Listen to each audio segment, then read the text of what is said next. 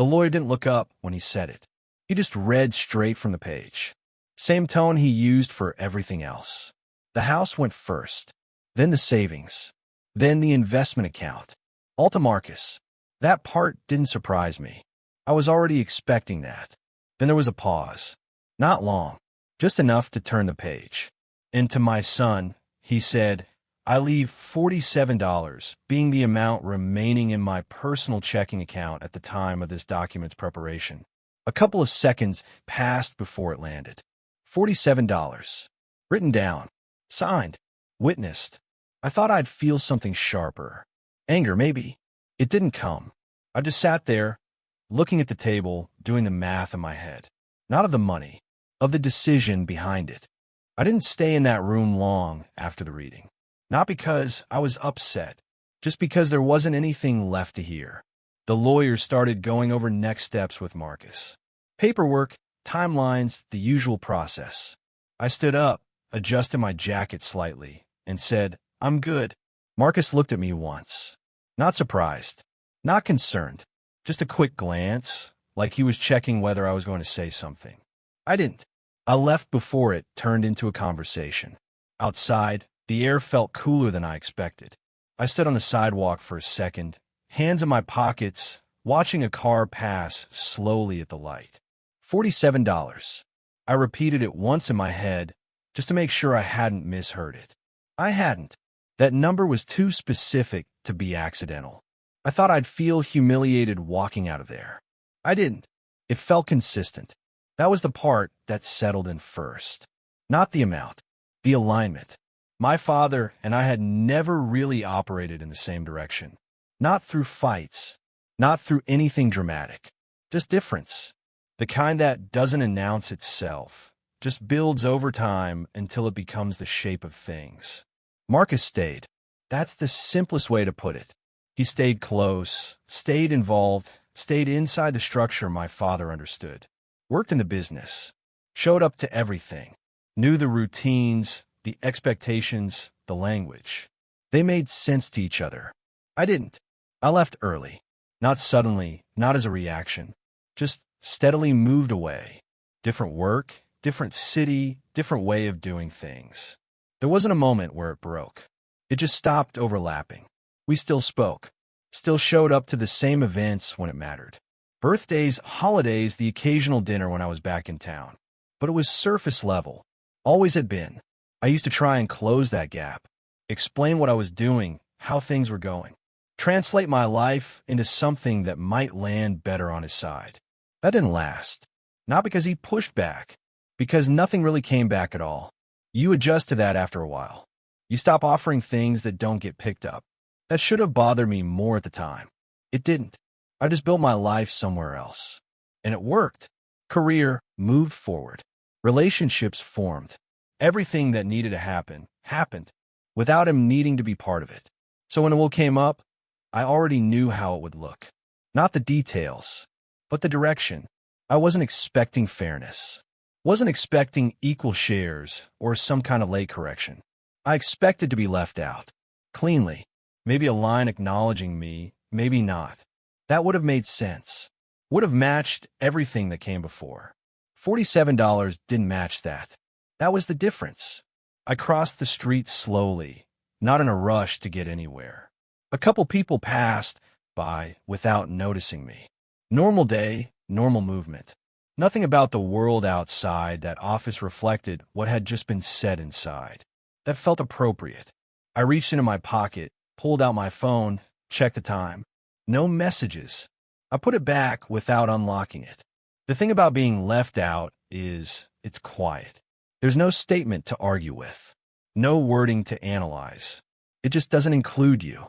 You can move around that. Build something separate. Let the absence stay where it is. $47 wasn't absence. It was placement. Specific. Measured. Chosen. That's what changed the shape of it. I stopped walking for a second near the corner, letting a car turn before stepping forward again. I thought this would make things complicated. Something I'd have to sit with, unpack, talk through. It didn't. It simplified them. That was the part one didn't expect. There wasn't anything unclear about it. No ambiguity left to work around. Whatever distance had been there before, whether it was circumstance, personality, timing, that question was gone now. This wasn't distance. This was intention. I got in my car, unlocked it, and sat inside for a moment before starting the engine. Hands resting lightly on the wheel. No urgency, just stillness. Marcus would handle everything else. The house, the accounts, the process. He'd always been in position for that. Nothing about this changed his role. Or mine. That was the pattern. And patterns don't need explanation once you see them clearly. I started the car, pulled out into traffic, and merged without thinking about it. The number stayed in the back of my mind. Not loud, not demanding attention, just present.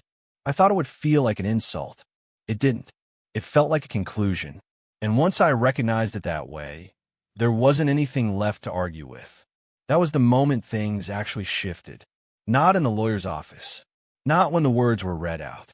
Here, driving away, realizing I didn't need to reinterpret it into something easier to accept. It already said exactly what it needed to. And for the first time, I believed it without trying to soften it. That made everything else straightforward. Not easier, just clear. Marcus didn't say anything in the office. Not during the reading. Not after. He just sat there, hands folded on the table, eyes down for most of it. If you didn't know him, you'd think he was uncomfortable. I knew better. That was his neutral. Still, contained, nothing offered unless it was necessary. The lawyer spoke mostly to him once it was over. Documents, signatures, timelines. Marcus nodded where it made sense. Asked one or two practical questions. How long does probate take in this case? What needs to be filed first? Clean, direct. Like he'd already stepped into the role before we got there. I didn't interrupt. There wasn't anything to add. On the way out, he walked beside me for a few steps. Hey, he said. Hey. Another couple steps. You all right? He asked. Yeah, I said. He gave a small nod. Okay. That was it. No mention of the will. No attempt to explain it. Just a check-in, then he let it drop. That should have felt strange. It didn't. Marcus and I had always handled things that way. Not close. Not distant either. Just parallel. When we were kids, he stayed near my father. I moved around more. Different rooms, different interests, different ways of filling time. Marcus liked structure, routine, repetition, knowing where things stood. He fit into the business early, even before he officially worked there.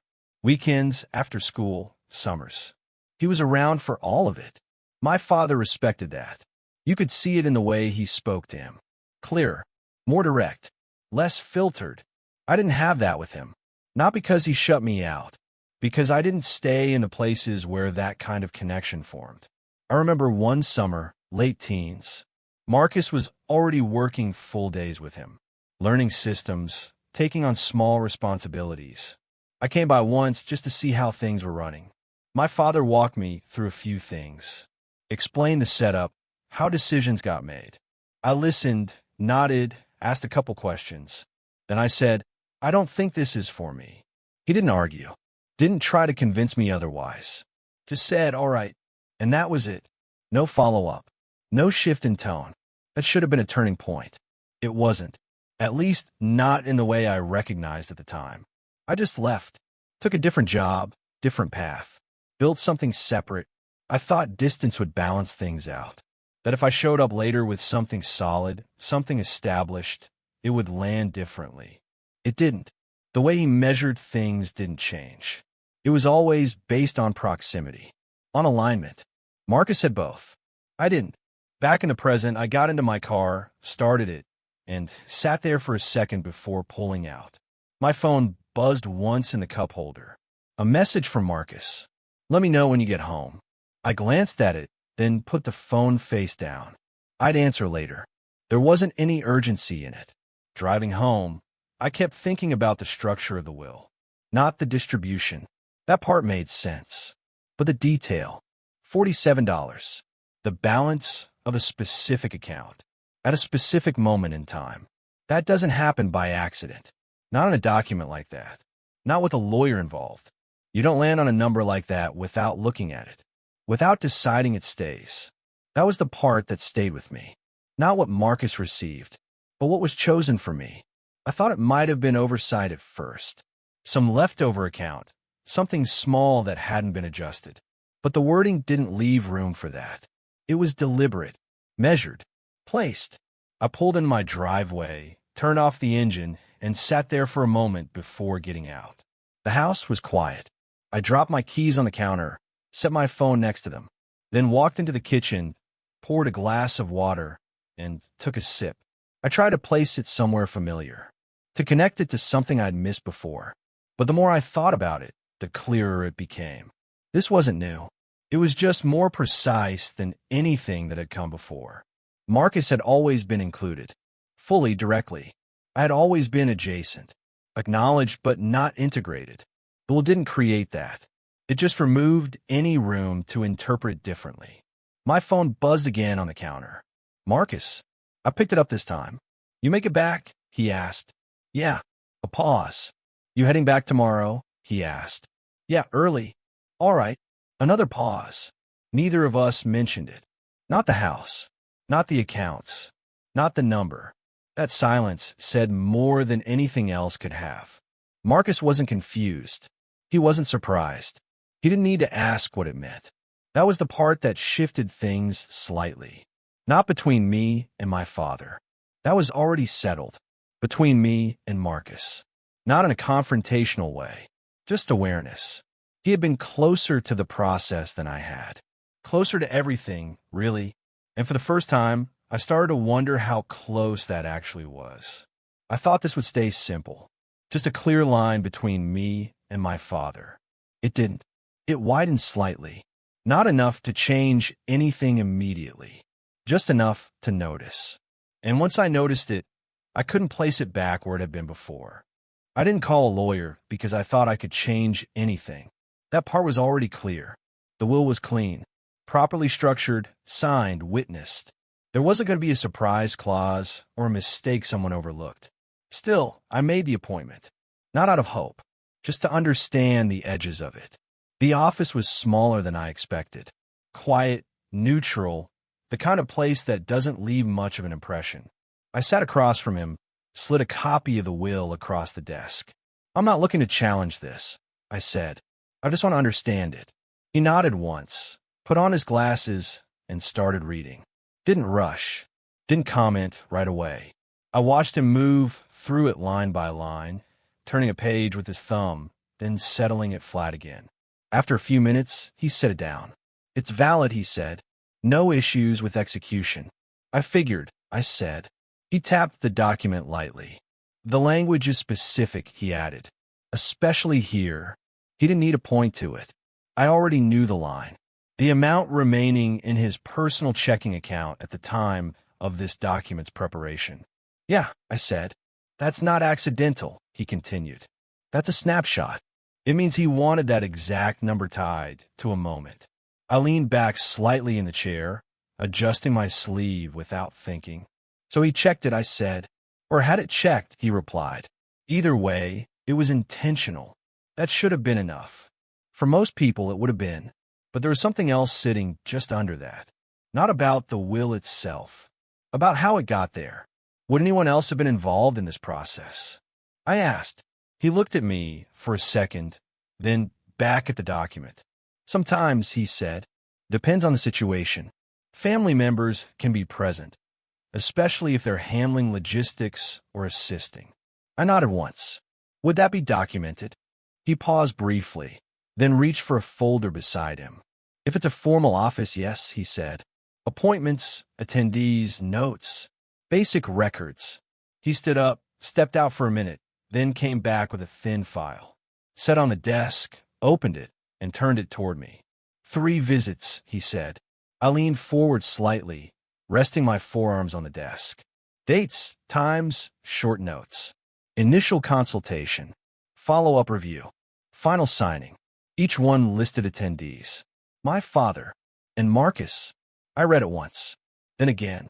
Same names each time. No variation. That's normal. I asked. It's not unusual, he said. especially if one person is more involved in managing things. Managing things. That phrase stayed with me. I thought this would feel like a reveal. Something sharp, something that would shift the entire shape of it. It didn't. It felt like confirmation. That was worse. I closed the file, slid it back toward him. So, there's nothing here that suggests pressure, I said. No, he replied. Nothing that would hold up in a challenge. I nodded once. That's all I needed to know. He studied me for a second, like he was deciding whether to say something else. Then didn't. Let me know if you need anything further, he said. I won't, I replied. And I meant it. Outside, the air felt the same as it had that day at the first office. Nothing about it reflected what had just settled into place. I stood near the curb for a second, keys in my hand, not moving right away. 3 visits. Not one. Not a quick signature or formality. 3 separate points in time. Marcus there for all of them. That wasn't passive. That wasn't just proximity. That was involvement. I thought about calling him right then, asking directly, "What were you doing there? How much did you know?" I didn't. Not because I didn't want the answers. Because I already had enough of them. I got into the car, started the engine, and pulled out slowly. Traffic moved around me, steady, predictable. My mind didn't race. Didn't jump between possibilities or try to reconstruct conversations that had happened without me. It stayed simple. Marcus had been there. My father had made his decisions. Both things could exist at the same time without needing to be forced into something more dramatic. That should have made it easier. It didn't. It made it clearer. And clarity doesn't always come with relief. At a red light, I rested my hand lightly on the steering wheel, fingers tapping once against the leather before going still. I wasn't angry at Marcus. That surprised me. If anything, I understood his position. He stayed. He was involved. He handled what was in front of him. That was consistent with who he'd always been. The same way my father had been consistent. The same way I had been. 3 separate directions that never really intersected. I thought this would complicate things between us. It didn't. It defined them. There's a difference. Complication leaves room to sort something out. Definition doesn't. It just draws the line where it's always been, only sharper. By the time I got home, the question wasn't what I could do about it. That part was already answered. It was what I was going to do with knowing it. Not for leverage, not for a fight, just how it fit into everything else. I parked, turned off the engine, and sat there for a moment before getting out. No urgency, no pressure building, just a quiet shift in position. Some things don't escalate into conflict. They settle into place instead. And once they do, there's nothing left to chase. Only what you decide to carry forward from it. I sat with it for a few days before doing anything. Not weighing options, just letting it settle where it naturally wanted to. The document sat on my kitchen counter, slightly out of alignment. I straightened them once, then left them there. 3 visits. Same names. Same structure. Nothing in it suggested anything illegal. Nothing I could point to and say, this crosses a line. That wasn't the question anymore. The question was what I wanted to do with it. At first, I considered challenging the will. Not seriously, just enough to run it through in my head. What would it look like? How long it would take? What would turn into? Lawyers, filings, explanations pulled into formal language. Every conversation turned into something recorded. Marcus on the other side of that, answering questions, justifying decisions that didn't need to be justified. I could do it. That was clear. It wouldn't be about winning. It would be about pressure, forcing the situation open, making it visible in a way it hadn't been before. I thought that might feel satisfying. It didn't. It felt unnecessary. I poured myself a glass of water, set it down on the counter, and leaned against it slightly. The truth was simple. I didn't want his money. Not the house. Not the accounts. Not anything that came attached to his version of things. I'd built everything I had without it, and I was fine continuing that way. That should have closed the loop completely. It almost did. What stayed was something else. Not about ownership. about clarity. Marcus had been there, not just near it, not just aware, present in the room, across multiple visits, while those decisions were being structured. That didn't automatically make him responsible for them, but it meant he wasn't outside of it either. That mattered, not in a legal sense, in a personal one. I picked up the glass, took a sip, then set it back down exactly where it had been. I thought this would turn into a confrontation, something direct, something spoken out loud. It didn't. I didn't need that. Confrontation is useful when something is unclear, when you're trying to get to the bottom of something. This wasn't unclear anymore, so I shifted, quietly, the same way everything else had shifted up to this point. I opened my laptop, sat down at the table, and started writing. Not fast, not emotional, just clean. I addressed it to Marcus, kept the tone level. No accusations, no loaded language. I laid out what I knew, the visits, the documentation, the timeline. Nothing more than what could be verified. Then I moved to what actually mattered. Not the will, not the money tied to it, the things outside of it. Shared family property, items that weren't solely his to distribute. Things that existed regardless of what had been written into that document. I was clear about that. What I expected, what I considered reasonable. No threats, no escalation, just position. I paused once halfway through, resting my hands on the table, looking at the screen without reading the words. It felt steady. That was the point. Not to win anything, not to push him into a corner, just to remove any space where things could be misrepresented later. I finished the letter, read it once, then closed the laptop without editing anything. That surprised me. I usually adjust things, tighten phrasing, rethink tone. There wasn't anything to adjust. It said exactly what it needed to. I printed it, folded it once, and set it aside, next to the documents. Everything in one place. I thought writing it would feel heavier, like I was stepping into something I couldn't step back from. It didn't. It felt like putting something in order. That was the shift. Not from uncertainty to action, from action to alignment. I wasn't reacting anymore. I was placing things where they belonged. Later that evening, I opened a new account online, separate from everything else. Different bank. No connection to anything I already had. The process was simple. Name, details, verification. A few minutes, nothing complicated. When it asked for the initial deposit, I paused for a second, then entered the amount. $47. I didn't rush it, didn't hesitate either. Just typed it in, confirmed, and moved forward. That should have felt symbolic. It didn't. It felt precise. That was the only word that fit. I closed the browser, stood up, and pushed the chair in slightly with my foot. The room was quiet. Nothing had changed on the surface. No immediate consequence. No response waiting. Just the same space, arranged slightly differently. I thought this would feel like the beginning of something. It didn't. It felt like the middle. Like I had stepped into a position that had already been forming long before I noticed it. And now that I was in it, there wasn't any need to move further. Everything was already where it needed to be. I sent the letter the next morning. Didn't overthink the timing. Didn't reread it again. Just dropped it in a mailbox on my way out and kept moving.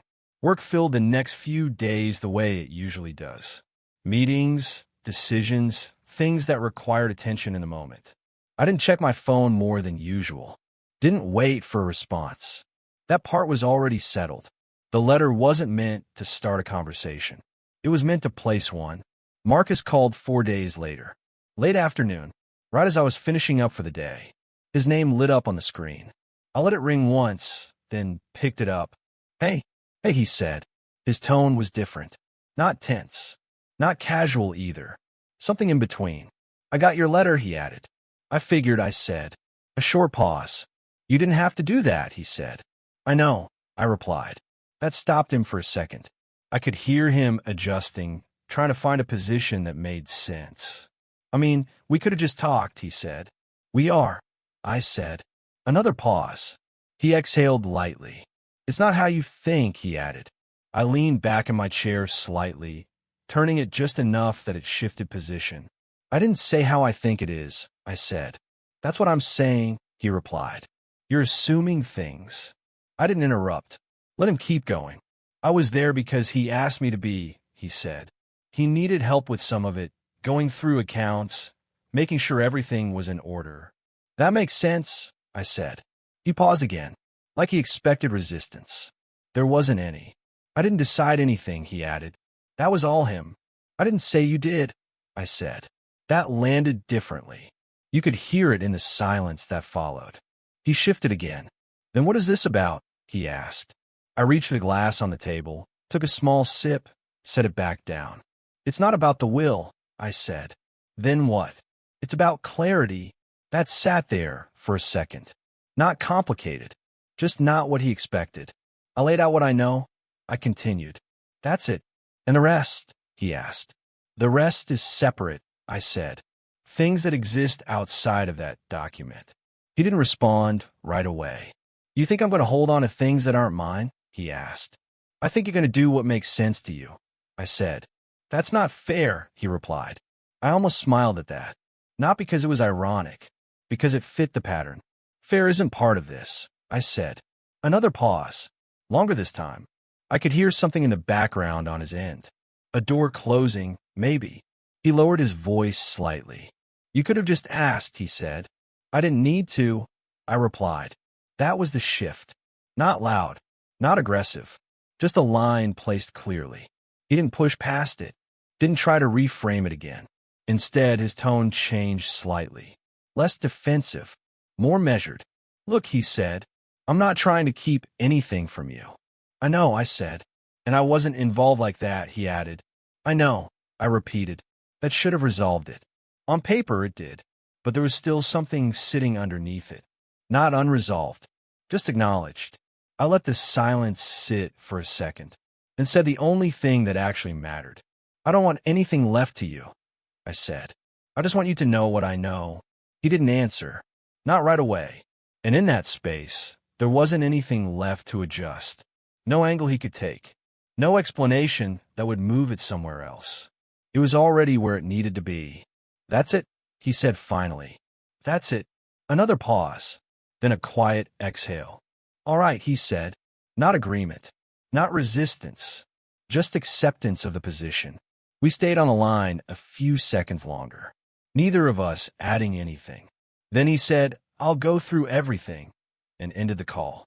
I set the phone down on the table next to the glass. Didn't move right away. Not thinking. Not replaying it. Just letting it settle. That was the confrontation. Not a fight. Not a breakdown.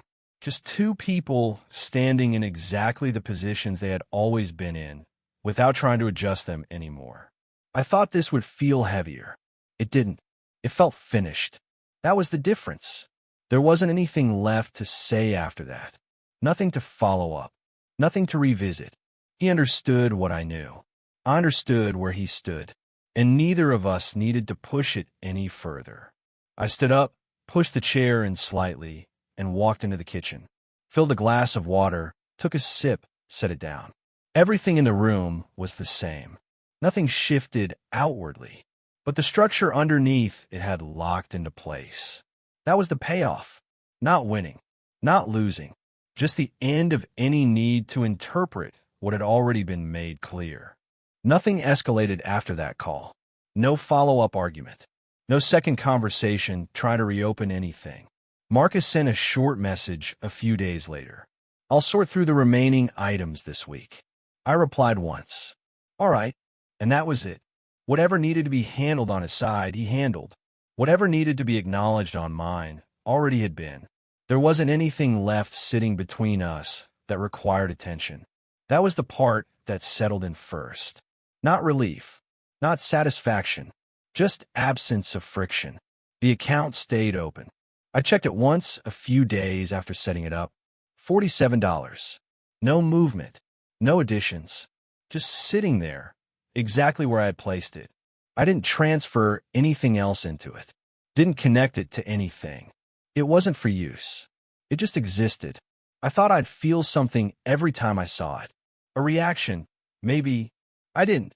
It became part of the background faster than I expected. Like any other fixed detail you stop noticing once it's in place. Weeks passed, then months. Work stayed steady. Life moved forward in the same direction it already had been. Nothing about my day-to-day changed because of what happened. That part was important. I hadn't lost anything I was relying on. Hadn't needed to adjust anything practical. Everything I had built was still mine. That should have been obvious. But there's a difference between knowing something and seeing it confirmed. I noticed small shifts in myself over time. Subtle ones. The way I spoke about my father when he came up in conversation. Less explanation. Less effort to round out the edges. I didn't fill in gaps that weren't there anymore. If someone asked, I kept it simple. We're not close. That was enough. It didn't need context. It didn't need a story attached to it. That surprised me more than anything. For years, I had carried some version of maybe. Maybe it was distance. Maybe it was timing. Maybe things would land differently later. That was gone now, completely. And in its place, there wasn't bitterness. Just certainty. I used to think certainty would feel heavier than uncertainty. It doesn't. Uncertainty keeps things open, keeps you circling around something, trying to find a version of it that fits. Certainty closes that loop. You stop circling. You just move. One evening, I was going through some old documents at home, clearing out a drawer that had collected things I hadn't looked at in years. Receipts, old contracts, random papers that had stayed because I never made a point to remove them. I sorted through them slowly, stacking what mattered, discarding what didn't. At one point, I stopped and leaned back slightly in the chair, hands resting on the table. I realized I wasn't looking for anything connected to him, not intentionally avoiding it, just not searching. That was new. Before, even when I wasn't thinking about it directly, there was always some thread running underneath. A question that hadn't fully resolved. That thread wasn't there anymore. I finished sorting the papers, closed the drawer, and stood up. The room felt the same. Nothing had changed externally, but the way I moved through it had. Marcus and I spoke occasionally after that. Short calls, practical updates. He followed through on what he said, handled things cleanly, didn't create any additional friction. We didn't revisit the conversation. There wasn't a reason to. Whatever needed to be said had already been said, and more importantly, understood. I thought there might be a moment later, some delayed reaction, something that would catch up to me once everything else settled. It didn't come. What replaced it was quieter, more stable, like something had finally aligned with what had always been there. The question had never really been what my father thought of me. It had been whether I was willing to see it clearly. That was the shift, not new information, just the removal of doubt. The account stayed open. I never closed it, never moved the money. It didn't need to do anything. It had already done what it was going to do. I didn't treat it like a reminder, didn't attach meaning to it beyond what was already obvious. It wasn't symbolic. It was exact. That made it easier to leave alone. Some people expect resolution to feel like closure, like something finishes and you feel it in a clear, defined way. This wasn't like that. Nothing closed. Nothing needed to. Things just settled into their actual shape. And once they did, there wasn't any reason to keep adjusting them. That was enough. More than enough. I don't think about the will much now. Not in detail. Not in a way that pulls me back into it. It comes up occasionally, in passing. But it doesn't carry weight the way it did at the beginning. It just exists, like everything else that's already been decided. What stayed with me wasn't the number. Not really. It was the clarity behind it. The fact that, for once, nothing was left open to interpretation. No gaps to fill. No version of it that needed to be softened. Just a decision, placed exactly where it was meant to be. And for the first time, I didn't try to turn it into something else. That was the difference. Not what he left. Why stop doing with it? Some things don't hurt more over time. They just stop being negotiable. And once that happens, you don't carry them the same way anymore. You just carry them correctly. I never touched the money. Still haven't. Not because it matters. Because it doesn't. If something like this stays with you, you probably already know why. Stories like it tend to find the same kind of people. And I'm curious, if you were in that chair hearing that number out loud, would you have let it sit or tried to change what it meant?